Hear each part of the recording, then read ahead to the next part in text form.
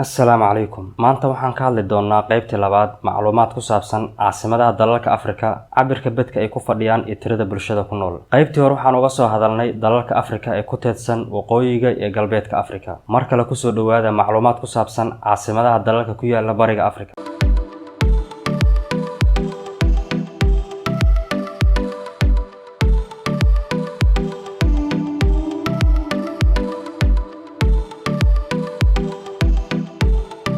dalka 24 ee amaanta ka hadlayno waa South Sudan. Caasimadiisu waa magaalada Juba. Waxa ay ku fadhisaa bad cabirkiisu dhan yahay 52 kiiloomitir oo laba jibaaran, waxaana ku nool dad tiradoodu lagu qiyaaso 525,953 qofood. 25 dalka Itoobiya. Caasimadiisu waa magaalada Addis Ababa. Waxa ay ku fadhisaa bad cabirkiisu dhan yahay 527 kiiloomitir oo laba jibaaran, waxaana ku nool dad tiradoodu lagu qiyaaso 4.6 milyan oo qofood. 26 dalka Eritrea. Caasimadiisu waa magaalada Asmara. Waxa ay ku fadhisaa bad cabirkiisu dhan yahay 45 kiiloomitir oo laba jibaaran, waxaana ku nool dad tiradooda lagu qiyaaso 1.3 milyan oo qofood. 27 dalka Djibouti. Caasimadiisu waa magaalada Djibouti. Waxa ay ku fadhisaa bad cabirkiisu dhan yahay 26 kiiloomitir oo laba jibaaran, waxaana ku nool dad tiradooda lagu qiyaaso 600,000 oo qofood. 28 dalka Soomaaliya. Caasimadiisu waa magaalada Muqdisho. Waxa ay ku fadhisaa bad cabirkiisu dhan yahay 637 kiiloomitir oo laba jibaaran, waxaana ku nool dad tiradooda lagu qiyaaso 2.4 milyan oo qofood. 29 dalka Kenya.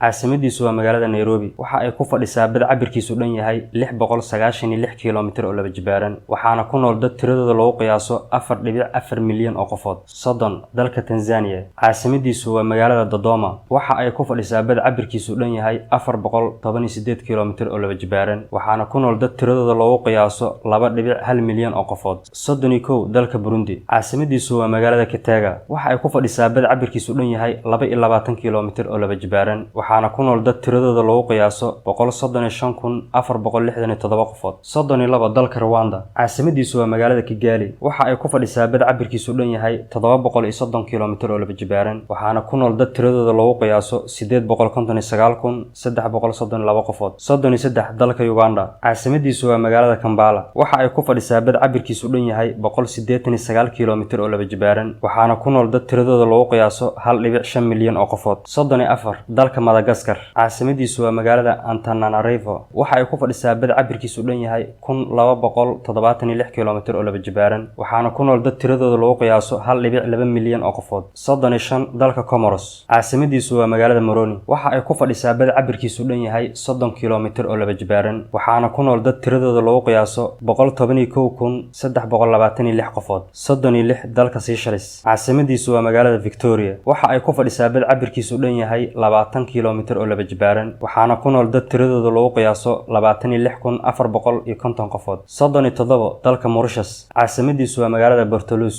Waxa ay ku fadhisaa bad cabirkiisu dhan yahay 47 kiiloomitir oo laba jibaaran, waxaana ku nool dad tiradooda lagu qiyaaso 148,147 qofood.